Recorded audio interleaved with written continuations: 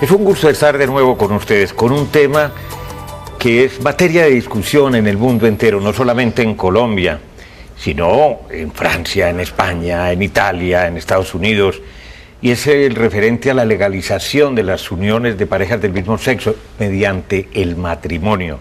Pues bien, el Senado de la República de Colombia rechazó la posibilidad de que se convirtiera en ley. En cambio, en Francia fue aprobado, incluso con adopción de menores, y eso genera muchísimas controversias, discusiones, enfrentamientos en las calles, peleas, gente que está a favor, gente que está en contra. El hecho concreto es que esta es una realidad que no se puede ocultar, que no se puede negar y que necesita un canal. Y también se ha discutido muchísimo cómo viven los hijos de parejas, de una de las dos personas que en este momento conviven siendo del mismo sexo, si los afecta, si son felices, si son desgraciados, si lo tienen claro o no lo tienen claro. Naturalmente que cada uno habla según le vaya, si le va bien, si le va regular, si le va mal. Yo conozco mucha gente, muchos hijos e hijas de parejas que hoy conviven y son del mismo sexo, que no han tenido tanta fortuna, tanto éxito y que han sido desgraciadas y desafortunadas. En cambio, el caso que les vamos a ofrecer en el día de hoy, de un joven apenas de 25 años, él se llama David Arteaga, es verdaderamente esclarecedor y muy interesante para que aprendamos a comprender este fenómeno y esta realidad y a respetar la diferencia sin agresiones, sin violencia de ninguna naturaleza. Es una aproximación con otro enfoque a este tema que es del mundo contemporáneo. David, bienvenido. Muchísimas gracias, Darío, a ti por invitarme. Bueno, ¿cuándo se dio cuenta usted, cuándo se enteró de que su mamá estaba enamorada de otra mujer y que se quería ir a vivir con ella? Bueno, la historia sucedió más o menos cuando yo tenía 17 años. En los 17 años previos yo, digamos, vivía con mi mamá en una condición de mamá soltera, aunque tengo una excelente relación con mi papá y también, digamos, siempre ha respondido por mí, pero yo vivía con mi mamá. En esos 17 años previos ella había tenido parejas del sexo contrario, es decir, hombres, pero a los 17 años, un día, me contó que se había enamorado y que se había enamorado de una mujer. Que si yo no estaba de acuerdo con esa relación, ella inmediatamente la terminaría, y mi respuesta, pues en medio del asombro natural frente a algo nuevo y digamos que diferente, fue responderle que si ella estaba feliz, yo iba a estar feliz también y que la apoyaba en su decisión. ¿Usted hasta ese momento no había advertido ningún comportamiento sospechoso, entre comillas, de parte de su mamá? No, pues digamos, cuando ella me presentó a Adriana, que es su pareja actual, yo sí pensé como, uy, Adriana yo creo que es lesbiana, pero simplemente fue como de pensarlo, de pronto un poco por el físico y eso.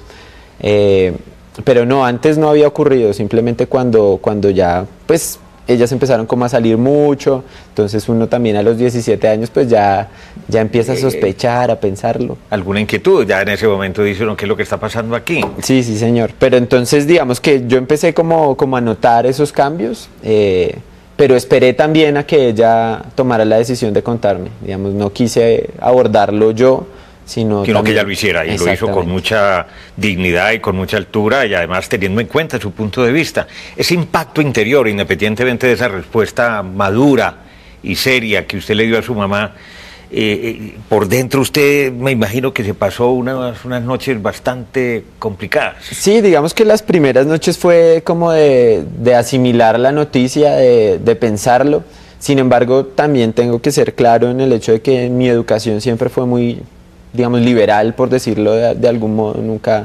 Nunca he sentido mucho como ese tema de los roles preestablecidos, más porque, digamos, tenía una mamá que trabaja, que, digamos, hace los roles que, entre comillas, están determinados pues para los hombres, pues, vuelvo a decirlo entre comillas.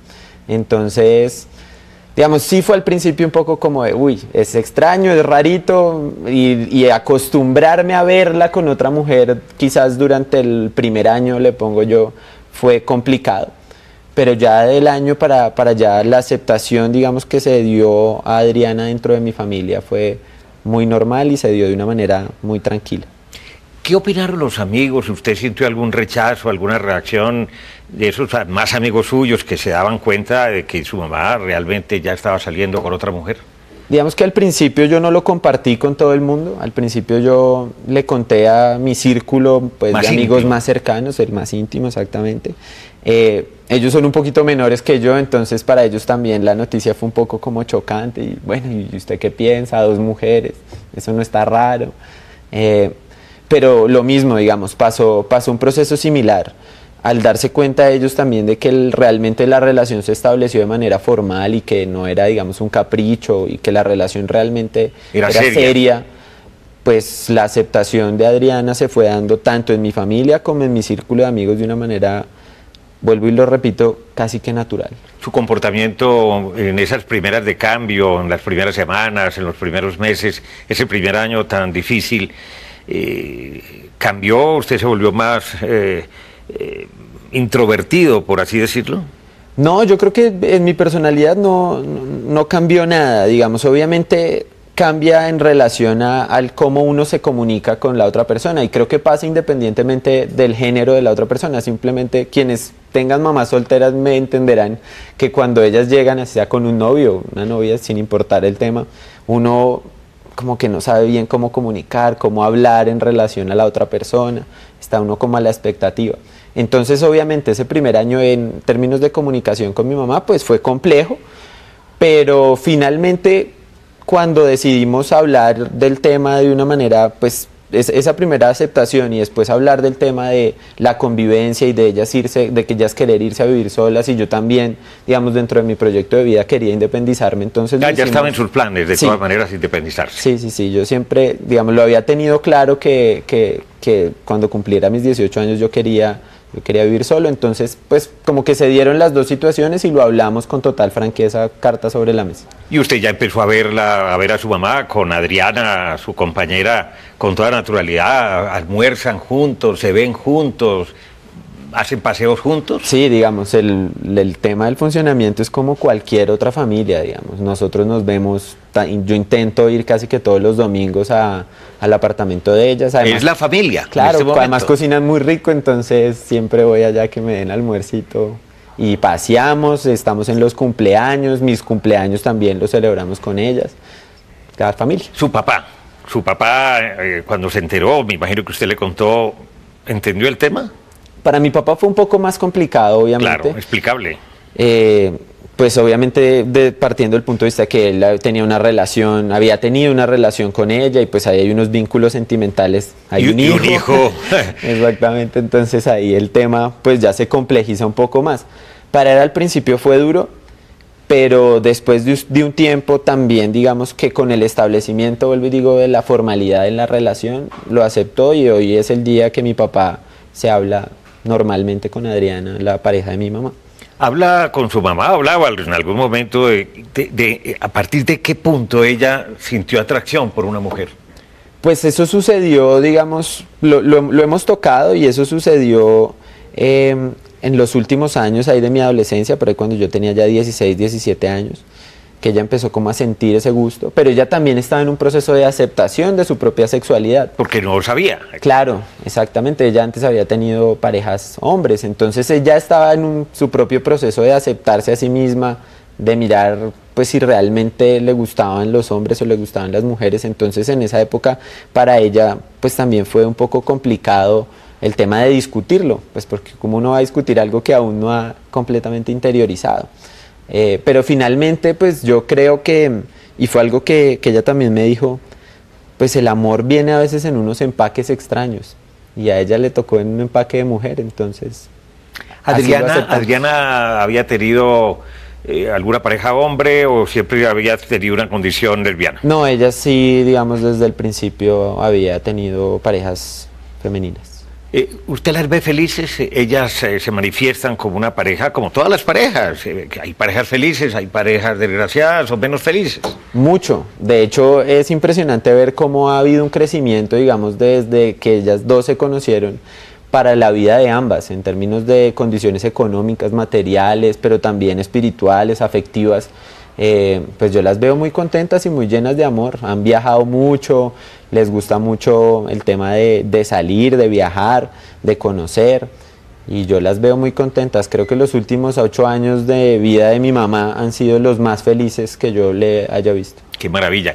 Y las familias, ya digamos los abuelos o las tías, los sobrinos, en fin, no sé cuál es la condición de su familia, si es muy numerosa o no, ¿también aprendieron a sociabilizarse con el tema, a culturizarse, a comprenderlo y a tener una mirada distinta, no de repudio, no de condena? Sí, y ahí pasa algo muy interesante, digamos, en mi familia, mi mamá tiene una hermana y un hermano, o sea, mis tíos, mi tía tiene 2 hijos, y mi tío tiene 1.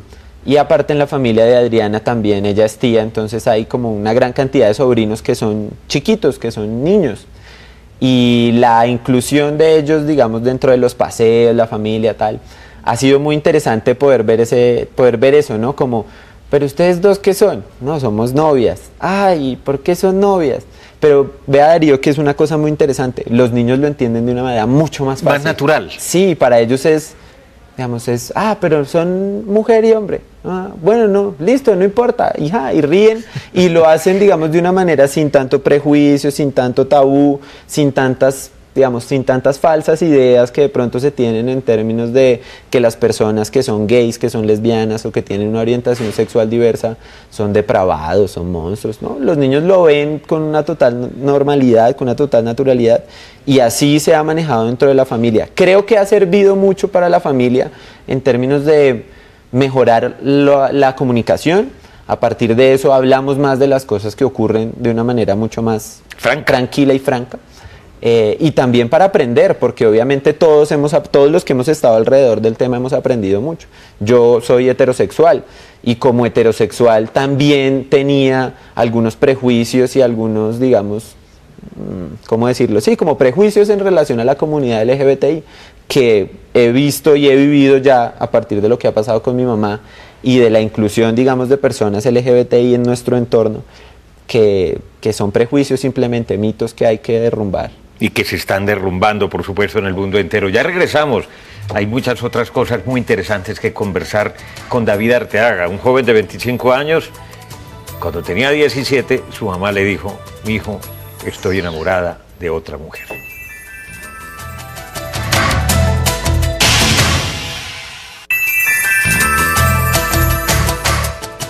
Regresamos en Caracol Internacional con David Arteaga, un joven de 25 años, quien está ofreciendo con mucha altura, con mucha dignidad, su testimonio acerca de una situación que preocupa, por supuesto, a la sociedad contemporánea, la vida en común de personas del mismo sexo. David, que ellas le hayan contado en sus viajes al exterior o aquí por el país también, han tenido rechazo, problemas con gente intolerante, con gente que por su condición educativa, tradicional y demás, pues no comprenden esto. Ha habido algunos casos puntuales de discriminación, pero han sido casos puntuales y particulares, digamos. En una vida en pareja que ellas llevan más o menos unos 8 años juntas, sí ha habido 3 casos particulares, digamos, donde se ha expresado un manifiesto rechazo hacia ellas por su condición sexual, no han sido más. Y en los viajes creo que para nada, no lo han sentido. Creo que la sociedad ha ido cambiando y ha ido entendiendo un poquito el tema. El tema en relación a que es una cuestión simplemente de gustos, no de algo que va más allá. Claro. Por ejemplo, en materia de seguridad social y de una serie de requisitos que hoy se exigen por parte de muchas instituciones y entidades públicas y privadas, me imagino que han tenido más de un problema. Por ejemplo, si su mamá, ¿cómo se llama su mamá? Sandra Rojas. Exactamente. Si Sandra se enferma y Adriana quiere acompañarla porque está en el hospital, ¿la dejan entrar? ¿No la dejan entrar a hacerle compañía nocturna, como sucede con la esposa, con un esposo o viceversa? No, ese es uno, digamos, de los grandes problemas, es cuando se enferman, porque esa figura no existe ni siquiera en los papeles. Cuando se, digamos, en los formularios de las EPS no está la figura de que mi pareja es una persona del mismo sexo. Entonces cuando llegan, no, pero es que ella es mi pareja, no, pero ¿cómo así? Si es mujer. No, es que es mi pareja, déjela entrar, por favor. Entonces, en esos temas sí han tenido algunos líos. Ellas dos hicieron una unión marital, de hecho, fueron una de las primeras parejas en Colombia. Fueron a una notaría. Exactamente, hicieron el proceso en una notaría como para poder tener un piso y una estabilidad jurídica un poquito más amplia, pero aún hay varios vacíos en términos, sobre todo, digamos, de mi relación como hijo con Adriana, por ejemplo. Yo ante la ley no soy nada de Adriana, no estoy reconocido como un hijo de ella, aunque ella me reconozca a mí como un hijo y yo la reconozca como una segunda mamá. En términos legales, si algo ocurriera, en términos de que ella se muriera o algo así, pues yo no podría heredar. Hay, digamos, algunos vacíos ahí en términos patrimoniales y jurídicos que aún no se han subsanado y que por eso es, digamos, también gran parte de la insistencia de poder tener un matrimonio igualitario. Claro. Pero en la legislación colombiana en esa materia no se ha avanzado absolutamente nada, entonces. Ha avanzado muy poco, digamos, con las uniones maritales de hecho ha habido algunos avances, pero aún no son los derechos. Sí, pero aún no son completos, Darío, digamos, aún los avances no son completos. Hay que decirlo que en esto quien ha tenido la batuta es la Corte Constitucional, sí, que ha sido quien ha venido siendo como garante de los derechos de todos. Yo escuchaba por ahí algún congresista que sacaba pecho en relación a que el Congreso ha venido y ha tenido avances, y me parece que no, señor. Los avances los ha dado la Corte, y es gracias a la Corte que la comunidad LGBTI tiene ahorita algunos derechos ganados y luchados también por ellos, pero si por el Congreso fuera, creo que declararían ilegal el tener una pareja del mismo sexo. ¿Conoce hombres o mujeres de su misma condición cuyos padre, madre se haya ido a vivir con una persona del mismo sexo? Digamos, a raíz del tema de que, digamos, yo lo había manejado en muy bajo perfil, no había querido hablar sobre el tema, pero a partir de la discusión ahorita del matrimonio igualitario y toda la coyuntura que se dio, conocí hace poco a una chica que se llama Juliana, cuya mamá es Estela, que también es, digamos, lesbiana. Ella de hecho vivió un proceso distinto porque fue desde mucho antes, desde que ella tenía más o menos unos 5 años, la mamá le contó. Y nada, es una exitosísima estudiante de comunicación de la Universidad Javeriana. Feliz, tranquila, alegre, común y corriente. Como cualquier otro muchacho de su edad. Pero a ver, si usted no hubiera tenido realmente 17 años, que además ya tenía la intención, David, de irse a vivir solo, independizarse cuando llegara a los 18 años, si esa noticia se la hubiera dado Sandra Rojas, su mamá, cuando usted hubiera tenido, póngale, 12 años, ¿cómo cree que lo hubiera podido afectar a usted o no? Pues creo que sí depende un poco de la etapa. Digamos, en esa etapa de los 12 me parece que sería muy crítico. Creo que las dos mejores etapas para mí serían o cuando son niños pequeños, porque lo he vivido, digamos, claro, y lo he vivido con mis sobrinos y con mis primos en relación a que han crecido con una familia diversa y lo aceptan con total naturalidad y con total normalidad, o cuando ya estén un poquito más grandes, porque claro, a los 12 años arranca todo el tema de la preadolescencia y creo que independientemente de los temas, cualquier preadolescente es un mundo complejo. Pero creo que esa sería una edad complicada, pero en realidad para los pequeños lo aceptan muy fácilmente. Creo que somos más los adultos los que nos hemos llenado de miedos y de cositas ahí para... Son prejuicios y es un problema de carácter cultural y religioso también, por supuesto, ¿no? Hay una gran dosis ahí.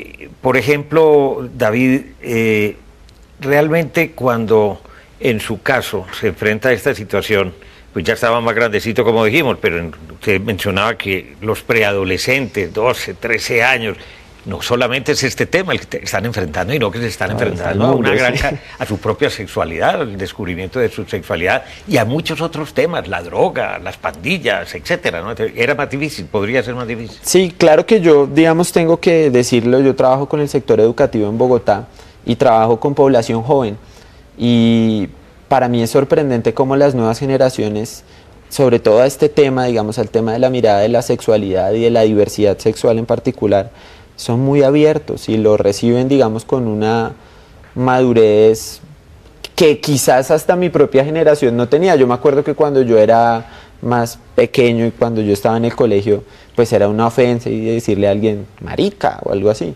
En cambio, para ellos es como mucho más natural y lo aceptan y no es un motivo como de agresión el tema de la sexualidad. Yo creo que las nuevas generaciones están mucho más preparadas que las más viejitas. Que las más viejitas. Muy bien, ya regresamos en Caracol Internacional en Entérate con el testimonio de David Arteaga.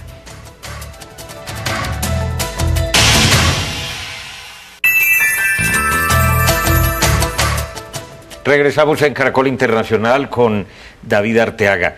¿Usted tiene novia, David? En este momento no. Ha tenido varias novias. Sí, señor. Varias, no tantas, poquitas. ¿Y por qué en este momento si es soltero, cotizado, trabaja en el sector educativo en Bogotá? Hay que disfrutar la soltería también, Darío. ¿Y cómo han sido esas relaciones con las novias que ha tenido? Pues digamos que mi última relación fue bastante larga, duramos 3 años, y ella vivió un poco a mi lado todo el tema de mi mamá. Y para ella también creo que fue un proceso de aprendizaje y fue chistoso también verlo en relación como a la familia de ella, que sí era una familia mucho más conservadora y mucho más cerrada en esos temas, sobre todo por el aspecto religioso que mencionábamos ahorita. Pero también, digamos, fue natural. Al principio, obviamente, un poco como contarle y decirle, bueno, mi mamá, cuando lleguemos a presentarte a mi mamá, te va a presentar 2, tienes 2 suegras.